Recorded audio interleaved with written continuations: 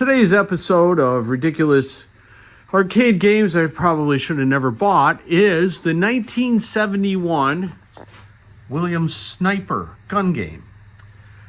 Now, this was a follow-up to the 1970 Williams Bonanza that was very successful. Yeah, Bonanza. Now, when I got this game, we should talk about that a little bit.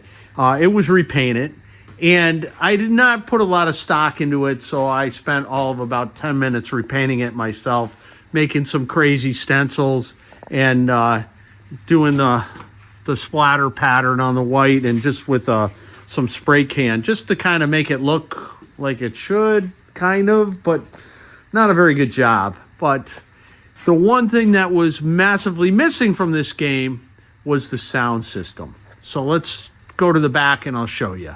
So here's the back of the game, and you can see this fresh piece of plywood right down there with a couple circuit boards on it and a wall wart style power supply. That would be where the stock sound system would be, and like I said, it was completely missing. It would plug in to this connector right there, which is still there in case I ever get this sound system. But what I did, now admittedly, this was a number of years ago, I went to like eBay and they had these soundboards, project soundboards. One makes some crazy background sound that's kind of pertinent to the game, and the other one is just a rifle noise. And I wired them in there. You can see the right there, you can see some PVC probably for the gunshot. But that's what I had to do to get the game have sound, because I was never going to find the original soundboard. Here's the upper back door opened. And I did do another modification. Besides the sound, I added this big ass bell right here, which is really nice.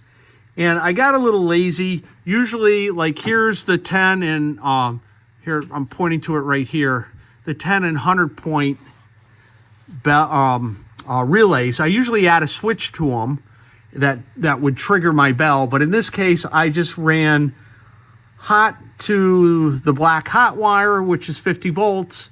And then each of the coil wires for the 10 and 100 point, I just ran a wire that goes directly to the bell.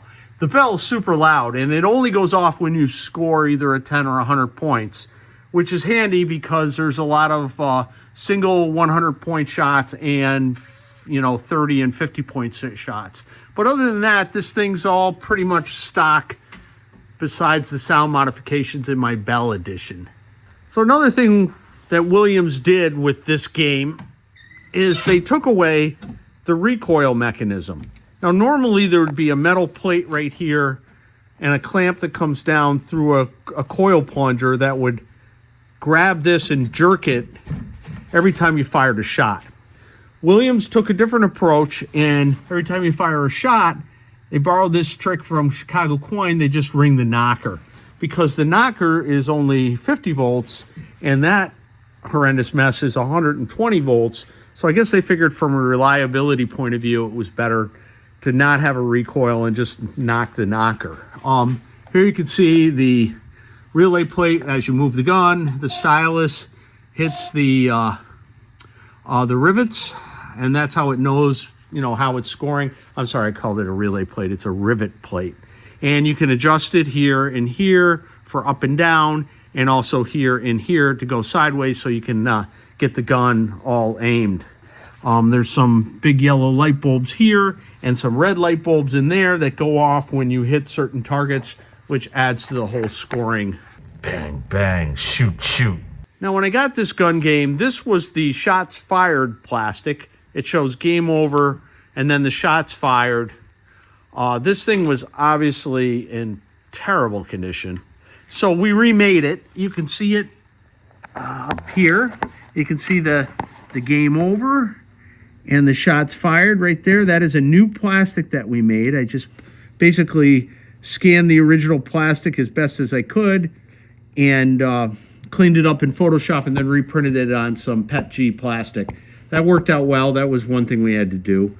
The black light bulb I'm using in there is the reptile style backlight bulb, so it's a little brighter than a typical one.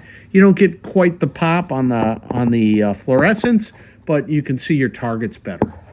This is not a time game. This is a 25 shot game. So you have all the time in the world to shoot your 25 shots. So you can get extra shots.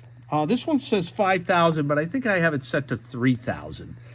There's static targets here that are super easy to hit. They actually appear back there. And then there's a guy that runs back and forth. And let me fire the game up and I'll show you him. There, let's give it a... I took the front glass out. Less glare. So that guy there running across, he's running backwards. Ha ha! I glued him wrong, sorry. And then you got the fast tank and the slow tank. The fast tank is impossible to hit, but I'm going to try and hit some targets here. So you can hear the knocker. Boy, I suck today.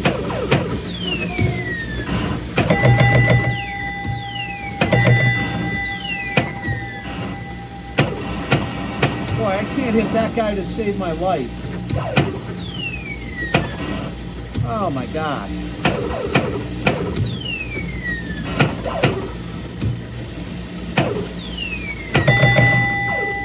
Got the guy.